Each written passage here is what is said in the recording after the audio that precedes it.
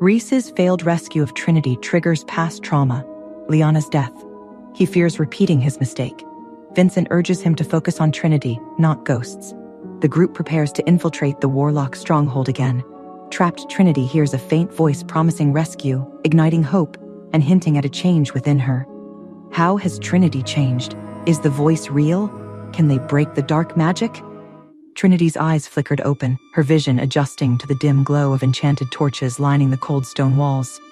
The weight of the Warlock's magic pressed down on her, a constant reminder that she was still their prisoner. But something had changed. She had heard Reece.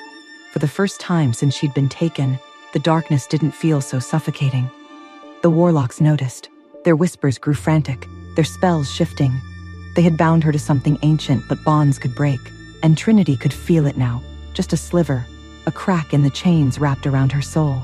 A tall figure stepped into her chamber, the silver-masked woman who had spoken to her since the beginning. "You seem stronger today," she mused, studying Trinity with sharp eyes. "That won't do." Trinity clenched her fists. "You can't keep me here forever." The woman tilted her head. "Oh, but we don't need forever, just long enough." Trinity's blood ran cold. Long enough for what? The Warlock smiled, a cruel thing. "For your mate to break himself trying to save you." Reece ran a hand through his hair, frustration clawing at his nerves. They had been tracking every possible lead, but Warlock magic was slippery, leaving false trails, dead ends, and illusions in its wake. Noah kicked a rock, his patience running thin. "We're going in circles." "We're missing something," Vincent muttered, scanning the map Elias had drawn in the dirt. "They wouldn't just hide her. They want us to find the wrong path." Juniper, silent until now, suddenly spoke. "Then maybe the right path isn't where we think it is." Reece turned to her. "What do you mean?" She pointed at the markings on the map. "Every time we think we're getting close, the trail vanishes. But what if the answer isn't moving forward?" Noah frowned. "Are you saying we have to go back?" Juniper nodded. "We need to retrace our steps. There's something we missed." Reece hesitated. Every second wasted was another second Trinity was in their hands. But Juniper had a point. "Then let's go," he said, "before it's too late." They returned to the last place they had fought the Warlocks, the Hollow Vale's outer edges, where the labyrinth had first twisted around them. The ground was still scarred from the battle, magic residue lingering in the air. Elias knelt, pressing his palm to the earth. His expression darkened. "There's something here." Reece crouched beside him. "What is it?" Elias didn't answer immediately. Then slowly he reached forward and traced a symbol burned into the stone, a Warlock's brand. "This isn't just a battlefield," Elias murmured. "It's a warning."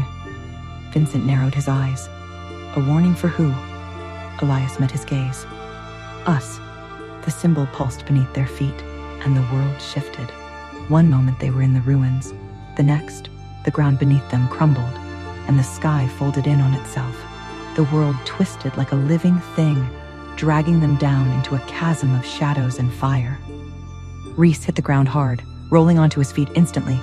The others landed nearby, groaning as they steadied themselves. Juniper exhaled sharply. "Where the hell are we?" Elias's expression was grim. "A trap." They stood in a vast, endless expanse of blackened stone, towering walls shifting and reforming around them. A labyrinth, but different from before.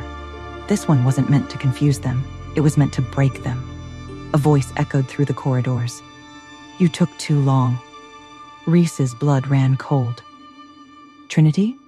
But it wasn't her voice. Not really. It was distorted, twisted by magic laced with something ancient and wrong. A figure appeared at the far end of the passageway, wrapped in shadows, eyes glowing silver. Not Trinity, but something that wore her face. Reece stepped forward, his breath unsteady. "Trinity?" The figure tilted her head. "That name sounds familiar." Juniper gripped her daggers. "That's not her." Reece knew that. He could feel it in his bones and the hollow ache in his chest. But gods, she looked like her. The same eyes, the same curve of her lips. But the warmth, the fire, it was gone. "Where is she?" he demanded, his voice raw. The imposter smiled. "She's right here." A flicker of hesitation crossed her face, barely there. But Reece saw it. Something inside her was fighting. "We need to move," Vincent muttered. "Now." Reece hesitated for a heartbeat too long, and then the maze attacked. The walls surged forward, stone reshaping itself, sealing off exits.